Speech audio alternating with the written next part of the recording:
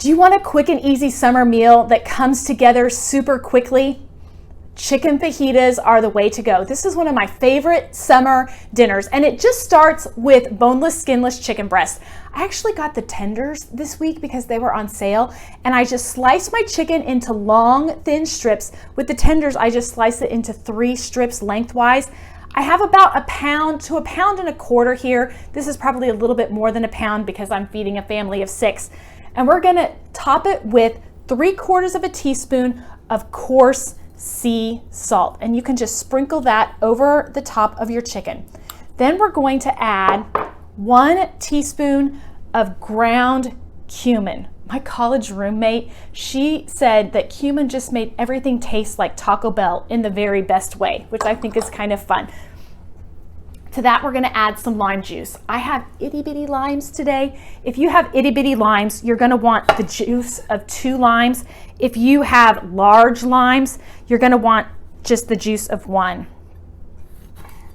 I'm gonna just take this and squeeze it over the chicken. Now this chicken you're gonna want to marinate for at least 5 minutes, but up to 3 or 4 hours. Now you think 5 minutes, is that really gonna impart that much flavor?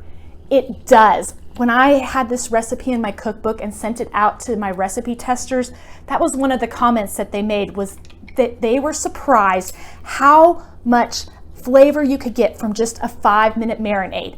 If you can get that from 5 minutes, if you can let it sit for about 3 hours, it's gonna have even more flavor. But again, if you're in a hurry, you can just do this 5 minutes before and let that sit while you chop your vegetables, which is what we're gonna do next.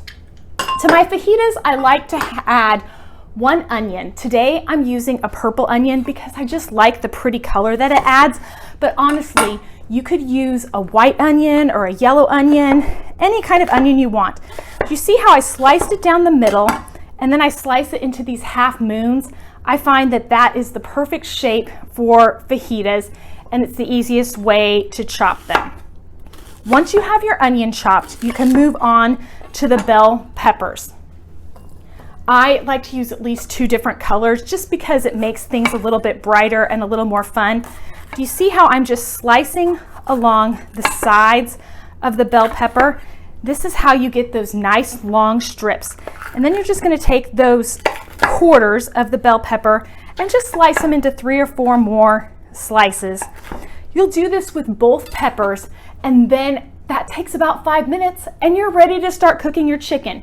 In your pan, you're going to get it screaming hot with avocado oil or vegetable oil or coconut oil. You want to oil with a high smoke point. Get that pan screaming hot and then add your chicken, but be careful because it's got some water and some juices on it and it might sputter a bit. So make sure to use a fork or some tongs when you add your chicken. Let it sit on high heat for about 5 minutes, and it's gonna get nice and brown on the underside. Flip the chicken pieces over and let them cook for another minute, and then you're gonna add your onions. The onions will go in and you'll cook those for a minute or 2, and then add the bell peppers. And then the secret thing that I have is I add about 2 tablespoons of water, and I just pour it over the top. It's going to simmer off really quick, but it gives you a chance to scrape those brown bits that are in the bottom of the pan. As soon as the water is evaporated, your fajitas are ready to serve. I like to serve mine with a tortilla and maybe a little bit of guacamole and sour cream if I have it.